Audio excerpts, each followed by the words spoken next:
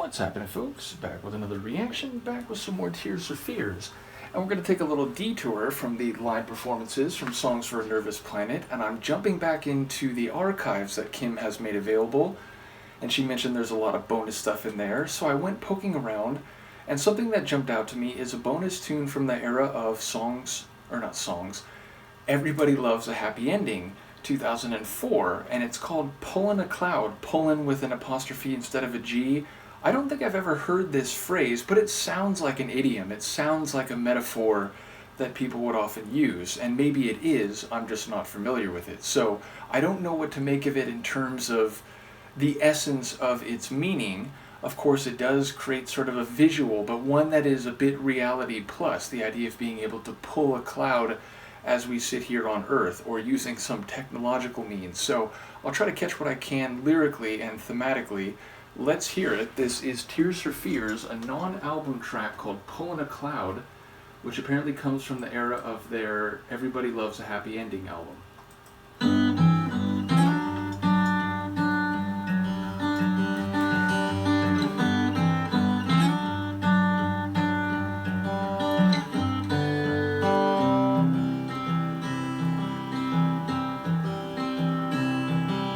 Time seems a crazy thing now that your heart can sing like a child.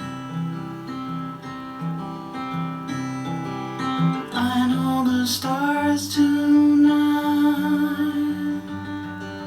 carry a guiding light, still so proud. Pushing or pulling a cloud, driving through driving rain, just me and Johnny Jane, we're okay, we're just pulling a cloud.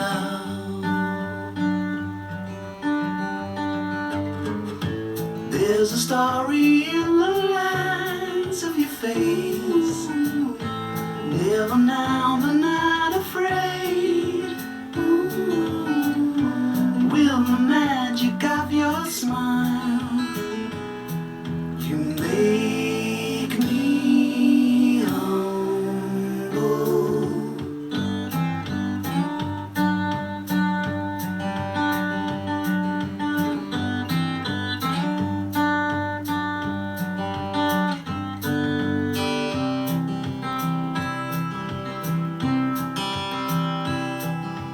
Baby, be wise,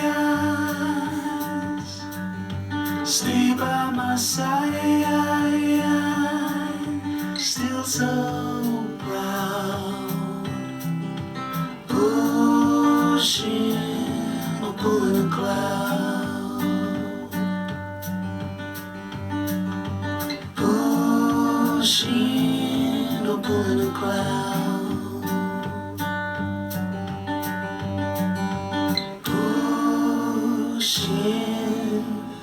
Or pulling a cloud.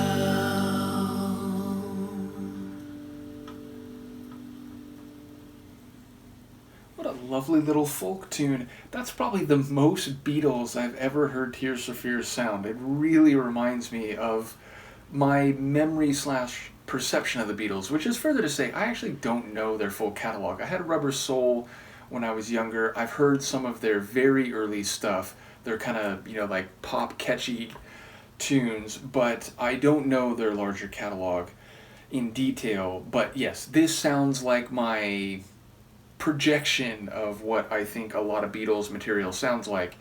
In any case, yeah, like I still don't quite know. I mean, we get a proper name reference, him and what was it? Like Johnny J, what was it? They're driving around on a rainy day, and I was thinking like, oh, okay, like the cloud's kind of following them, they're pulling a cloud. But like pushing or pulling a cloud, like I don't think it actually is the idea that the cloud's just following them around. And either way, I'm expecting this to have figurative meaning. But yeah, it felt like the kind of tune that you would play like in a movie or a show, like in a, we're taking a road trip montage, or even like the years are passing montage where sort of show people's lives unfolding as you get to like a later point in a long arc story. So yeah, like it had a bit of the like, the distance and the time is passing type of feel to it.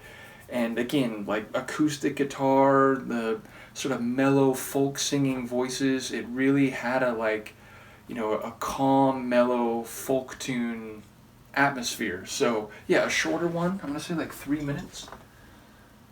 In fact, a little bit less than that. So yeah, I mean, it feels like the kind of tune that might be a B-side, but a lovely little tune with a heavy Beatles flavor and lyrics that I am curious about but can't quite stitch together on this first listen. So once again, shout out to Kim, who shared a great many things, not just Tears for Fears, but many, many other groups, and I will continue to go through all of these bonus and acoustic performances, which is to say I'm still thinking of the acoustic version of Break It Down Again, so I'll get to that in the not too distant future, and I will continue to go through the live performances included on the double disc of Songs for a Nervous Planet. Let me know what you think of this, and I'll see you for the next one.